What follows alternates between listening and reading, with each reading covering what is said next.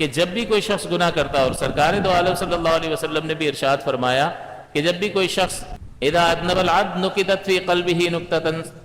نقطۃ سوداء، کہ جب بھی کوئی شخص گناہ کرتا ہے تو اس کے دل پر ایک سیاہ نقطہ لگا دیا جاتا ہے، وَإِن تَابَ مُحِيَّتْ، اگر توبہ کر لے تو محو کر دیا جاتا ہے، صاف ہو جاتا ہے دل، لیکن اگر توبہ نہ کرے تو یہ پورا دل گناہوں سے سیاہ ہو جاتا ہے۔ اس کا مطلب یہ ہے کہ یہ جو دل پر سیاہی پڑ جاتی ہے اور دل سیاہ ہو جاتا ہے دنیا کی طرف مکمل توجہ کی وجہ سے، آخرت سے غافل ہونے کی وجہ سے، اور گناہوں میں ابتلا کی وجہ سے دل جو سیاہ ہو جاتا ہے، تو پھر یہ جو استعداد اللہ تعالیٰ نے ہدایت کو قبول کرنے کی کسی بندے میں رکھی ہے، اس بصیرت پہ پردہ پڑ جاتا ہے۔ اب وہ آنکھوں سے دیکھ رہا ہے، اندھا نہیں ہے، آنکھوں سے دیکھ رہا ہے، جنازے اٹھتے ہوئے دیکھ رہا ہے، لوگوں کو مہلک امراض میں مبتلا ہوتے ہوئے دیکھ رہا ہے۔ کل اچھا بھلا چل رہا تھا اور آج اس کو ڈاکٹر نے کہہ دیا آپ کو 3 درجے کا کینسر ہے اور آپ کے پاس 6 مہینے ہیں، تو اس کی تو حالت خراب ہو جاتی، اس کے چہرے کا رنگ اڑ جاتا ہے، ساری دکان، سارا کاروبار، ساری مصروفیتیں بھول کر اپنی بقا کی جنگ لڑنے میں شروع ہو جاتا ہے، اس ڈاکٹر کو، اس ڈاکٹر کو، یہ ٹیسٹ، وہ ٹیسٹ، میں بچ جاؤں کسی طریقے سے۔ لیکن پہلے جب وہ دیکھ رہا ہوتا ہے، ان ساری چیزوں کو دیکھ رہا ہوتا ہے، تو کچھ بھی اثر نہیں ہوتا، سن رہا ہوتا ہے بہت کچھ، لیکن یہاں اثر نہیں کرتا۔ یہ آنکھ اور یہ کان یہ منافذ ہیں، راستے ہیں دل پر اثر کرنے کے۔ اللہ تعالیٰ نے یہ اسباب علم میں سے مقرر فرمائے کہ آنکھ سے علم حاصل ہوتا ہے یا نہیں ہوتا، دیکھ کر بہت ساری چیزوں کا علم حاصل ہوتا ہے، اسی طرح سن کر بہت ساری چیزوں کا علم حاصل ہوتا ہے یا نہیں۔ تو جو چیزیں ایسی ہوں جو عبرت کا باعث بنتی ہوں، ان کو دیکھ کر عبرت حاصل کرے اور دل پر اثر پڑے، تو ہم کہیں کہ ہاں یہ صحیح معلوم ہے، اس کی بصیرت زندہ ہے۔ ورنہ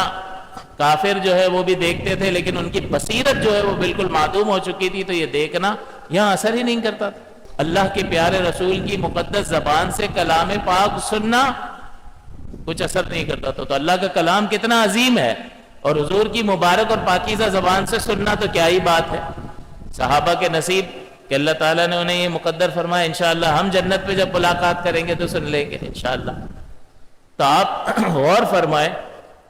اس کے باوجود اثر نہیں ہو رہا، تو پردہ کہاں پڑ گیا ہے؟ تو یہ استعداد جو اللہ تعالیٰ نے ہدایت کو قبول کرنے کی رکھی تھی، گناہوں کی وجہ سے یہ استعداد کمزور پڑ جاتی ہے، اور آپ نے دیکھا کہ ہزارہ نصیحت کے باوجود انسان نہیں بن رہا ہوتا۔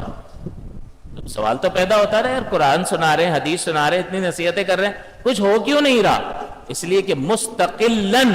گناہ کے اسباب میں مبتلا ہو کر مستقلاً دنیا ہی کو اپنا آخری مقصد بنا لینے کی بنیاد پر اسی طرف متوجہ رہنے کی وجہ سے اس بصیرت پر پردہ پڑ جاتا، اس کی وجہ سے پھر مسائل پیدا ہوتے ہیں۔ تو ہر گناہ کی وجہ سے، جیسا کہ حدیث میں نے آپ کو سنائی کہ اس کے قلب پر پردہ پڑ جاتا ہے،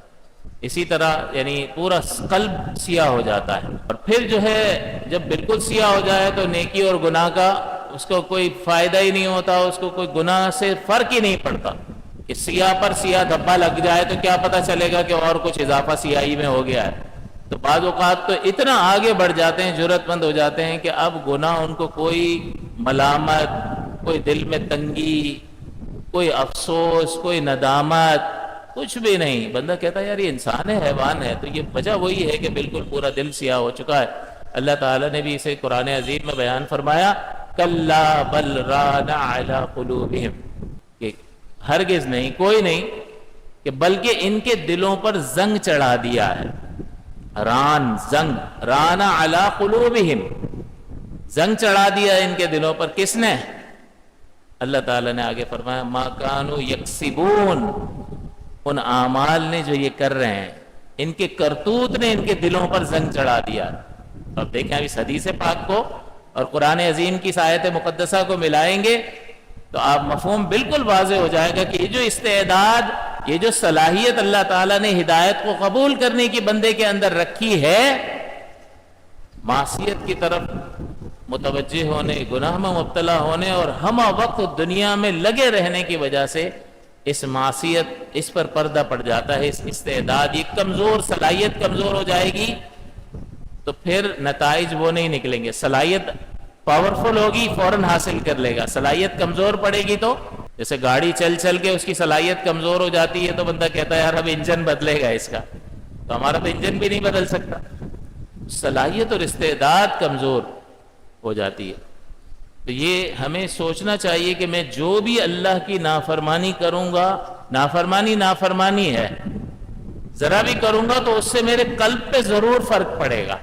میری اس صلاحیت پر جو اللہ تعالیٰ نے ہدایت کو قبول کرنے کی صلاحیت میرے اندر رکھی ہے اس پہ فرق پڑے گا۔ گاڑی کو غلط طریقے سے چلائیں گے فرق پڑے گا۔ وہ کسی مکینک کے پاس لے جاتے ہیں تو پوچھتا ہے کہ ایک ہی ہاتھ سے چلتی ہے یا دو چار بندے چلاتے ہیں، تو دو چار چلاتے ہو ویسے ہی ستیہ ناش ہو جاتا ہے، ہر ایک اپنے سٹائل سے چلا رہا ہوتا ہے، تو بیچاری گاڑی ہے جو برداشت کر رہی ہے، کوئی احتیاط کرتا ہے کوئی نہیں کرتا۔ تو یہ استعداد، تو آپ کو ایک چیز یہ ذہن میں رکھنی ہے کہ جب بھی کوئی نافرمانی ہوگی تو میری جو ہدایت کو قبول کرنے کی صلاحیت ہوگی وہ متاثر ہوگی۔